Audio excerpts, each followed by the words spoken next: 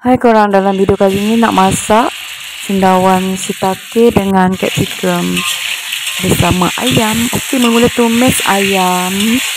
Ayam ni potong kecil-kecil macam ni ya. Okey, tumis sampai ayam separuh masak. Ayam tu letak dulu garam. Lepas tu barulah tumis, letak minyak. Okey, yang ini bawang Holland, cili kering dengan bawang putih. Okey, tumis semua bahan sampai layu.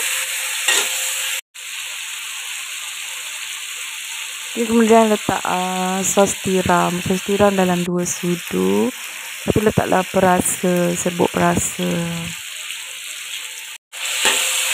Okey, kacau-kacau.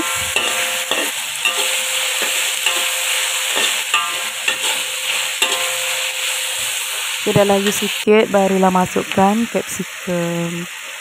Okey, masukkan semua sayur, masak sampai layu.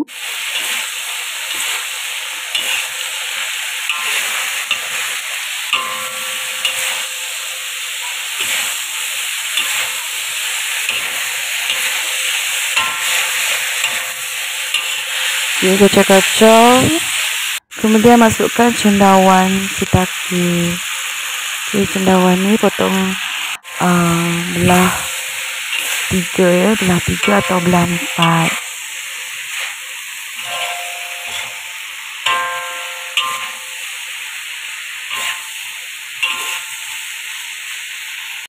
Okey, kacau-kacau. Kemudian masukkan sedikit air. Masak sehingga semua bahan layu.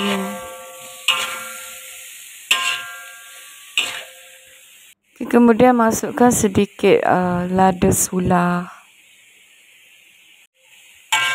Okey, dah layu, dah masak. Okey, selamat mencuba resepi ini. Terima kasih.